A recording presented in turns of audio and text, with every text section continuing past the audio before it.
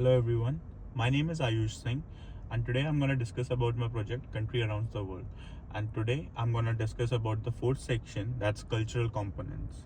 Coming to the first objective that we're going to discuss today is foods and drink. Food in Nigeria is highly regional, but across the country it is closely tied to family life, hospitality, religion and identity. Staple community include cassava, yam, rich maize, millet, plantain, beans, and sorghum. Meals often combine a starch with soup, stew, or sauce. In that south, these are often eaten with gari, that's a cassava granule, ayan, a podded yam, or plantains. Protein sources vary by region and include fish, seafood, beef, goat, and poultry. Well-known Nigerian dishes include jollof rice, egusi soup, pepper soup, suya, moi moi, pounded yam, and fufu. Food is more often than a nutrition. It is also a marker of celebration and belongings, weddings, naming ceremonies, funerals, religious holidays, and festivals. Usually involve large communal meals. Common drinks include water, tea, soft drink, fresh fruit drinks, palm wine, and regionally popular drinks such as zobo, that's made from hibiscus, and kunu, that's a grain-based drink common in north. Religious backgrounds can shape food and drink practices. For example, many Muslims avoid pork and alcohol, while fasting practices during Ramadan influences eating pattern in many northern communities. Going to the next section, that's gonna be clothing. So I'm gonna talk about Nigerian clothing in this section. Clothing in Nigeria reflects ethnic identity, religion, climate, status, and occasion. Everyday dress in cities may be Western style, but traditional clothing remains very important for ceremonies, festivals, and family events. Nigeria is especially known for brightly patterned textiles and formal traditional wear. Some of the examples are Agbada. It is a large flowing robe often worn by men, especially among Yoruba and Hausa communities. Buba and Iro, a blouse and wrapper combination worn by women. Gili, a structured hand wrap often worn by women for celebrations. Kaffans and embroidered gowns are common in Nigeria. Ankara and patterned fabric used for dresses, wrappers, shirts, and coordinated family outfits. Dress can also reflect region.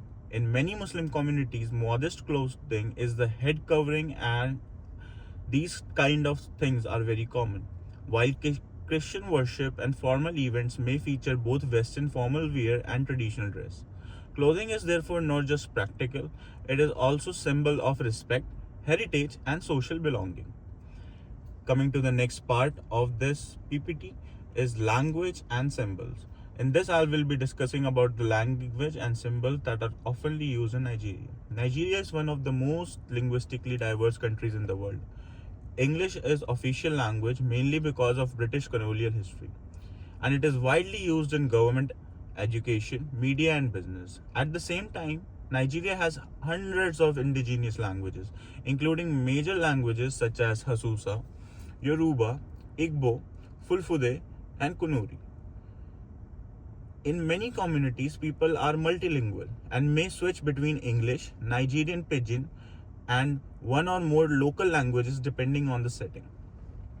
Language carries strong cultural meaning because it preserves oral traditions, proverbs, praise poetry, kingspin terms, religious teaching, and social etiquette. Symbols are also important in Nigerian culture.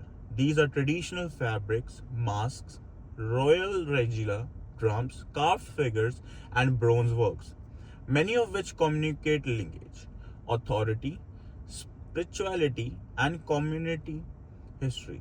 The national flag itself is symbolic.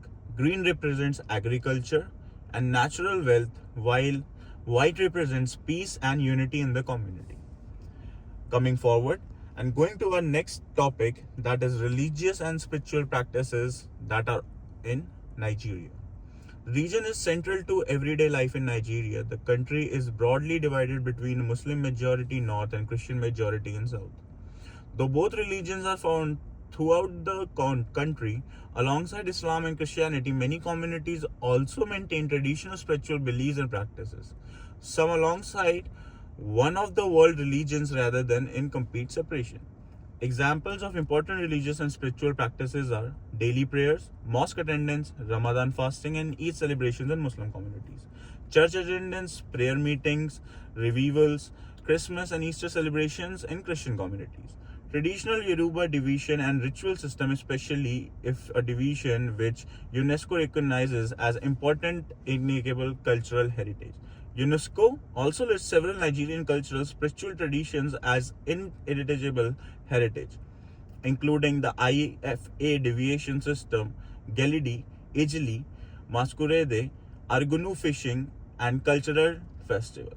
Sango festival and Durbar in Kano, these show the religion and spirituality in Nigeria are not only private beliefs but are also expressed publicly through festivals, music, costume, performance, ritual expertise, and international teaching.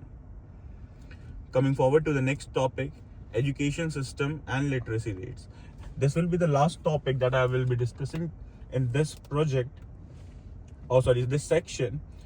So, Nigeria's formal education system generally follows a basic education structure of primary and junior secondary education, followed by senior secondary and tertiary education. Primary education is officially free and compulsory, but access and quality vary greatly by region.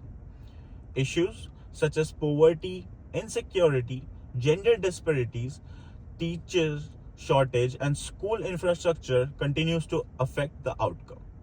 UNICEF reports that millions of Nigerian children remain out of school, making education one of the country's biggest development challenges. In literacy, the World Bank data for Nigeria shows that an adult literacy rate is low 60% range, with a clear gender gap favoring men over women.